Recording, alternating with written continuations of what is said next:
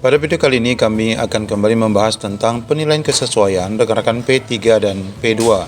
Di sini kita akan melihat di mana P3 tidak akan menang dalam penilaian kesesuaian meskipun nilainya tinggi. Dan kita lihat seberapa besar peran kepala sekolah dalam menentukan penentuan kesesuaian rekan-rekan semua. Untuk itu ikuti video ini sampai selesai. Baik Bapak Ibu, kita akan langsung melihat penyebab pertama di mana P3 ini bakal gagal mendapatkan formasi meskipun dia memiliki nilai yang tinggi. Pertama, karena formasi yang tersedia itu diprioritaskan terlebih dahulu kepada P2. Ini dapat kita jelaskan pada gambar yang sudah biasa kita lihat, yaitu untuk penempatan ya. Penempatan itu THK 2 terlebih dahulu, kemudian honorer sekolah negeri. Ini untuk penempatan P1. Demikian juga untuk penilaian kesesuaian untuk P2 dan P3. Di sini kita dapati bahwa pelamar seleksi kesesuaian itu nanti akan tetap didahulukan THK 2 atau dalam hal ini kita sebut dengan P2.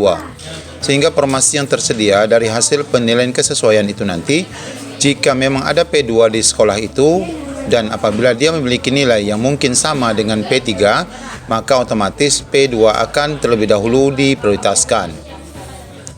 Kemudian penyebab kedua, P3 gagal mendapatkan formasi meskipun mungkin nilainya tinggi adalah karena sisa formasi di Pemda itu memang sedikit.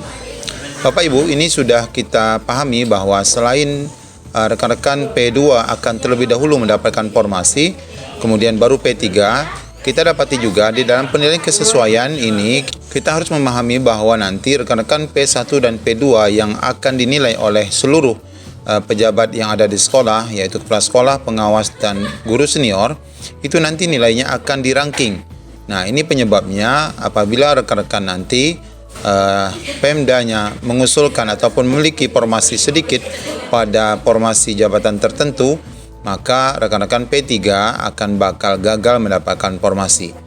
Jadi penyebab kedua adalah formasi yang memang sedikit di Pemda, karena nanti pemenang dalam penilaian kesesuaian ini akan dirangking oleh Panselda, dalam hal ini adalah BKPSDM. Kemudian penyebab ketiga Bapak Ibu, daripada rekan-rekan P3 nanti bakal gagal mendapatkan formasi adalah karena usia dan masa kerja.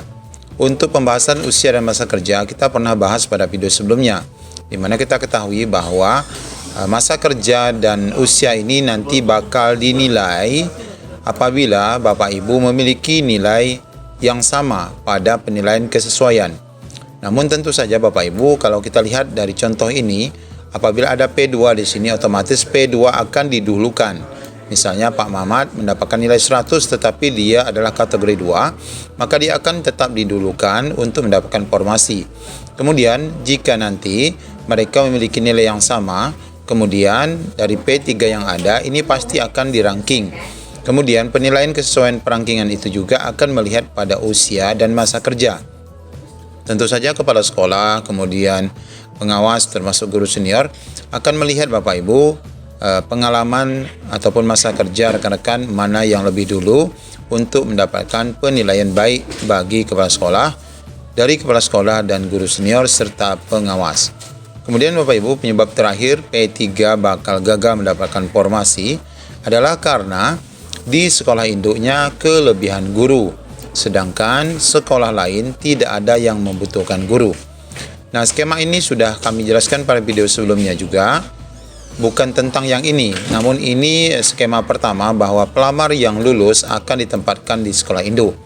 Meskipun kursi formasi ada di sekolah A, apabila guru yang ada di sekolah C menang, maka kursinya akan dibawa ke sekolah pemenang. Namun kasus P3 gagal mendapatkan formasi di sini adalah di sekolah tersebut kelebihan guru, yaitu pada gambar berikutnya. Nah, di sini Bapak Ibu, formasi ada di sekolah A, kemudian di sekolah C menjadi pemenang. Namun di sini ada kelebihan guru. Nah, apabila ini terjadi, maka Panselda akan tetap memutuskan atau Panselnas akan tetap memutuskan pemenangnya adalah di sekolah induk karena kelebihan guru yang ada pemenangnya tadi. Nah, ini yang sedikit mengecewakan rekan-rekan semua, padahal sudah dinyatakan pemenang. Dalam hal ini di sini disebut sebagai pemenang 1, kemudian di sini disebut sebagai pemenang 2. ya, pemenang 2. Nah, kalau misalnya kasusnya adalah kelebihan guru seperti ini, ya, kasus kelebihan guru, maka formasi tetap akan diberikan kepada pemenang kedua, yaitu guru yang ada di sekolah induknya. Nah, sedangkan sekolah lain tidak ada yang membutuhkan. Ini sesuai dengan skema yang satu lagi. Nah, seperti ini apabila rekan-rekan memiliki formasi di sekolah A, tetapi yang menang di sini, karena di sini ada kelebihan guru, maka orang yang menang di sini akan ditempatkan di sekolah yang tidak ada gurunya, termasuk dengan kursi formasinya akan tetap dibawa ke sekolah yang membutuhkan. Nah, kasus di sini rekan-rekan tidak dapat ditempatkan ataupun gagal karena di sekolah induk kelebihan guru sudah jelas, sedangkan sekolah lain tidak ada yang membutuhkan.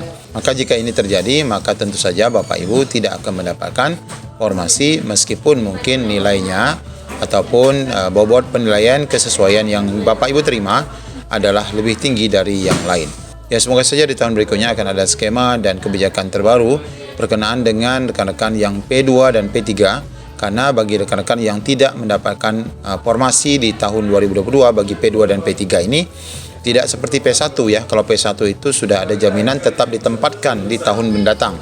Tetapi bagi P2 dan P3 jika tidak mendapatkan formasi di tahun ini, maka akan mengulang dari nol di tahun-tahun mendatang sesuai dengan kebijakan dan regulasi yang akan ditetapkan mendatang. Demikian, Assalamualaikum warahmatullahi wabarakatuh.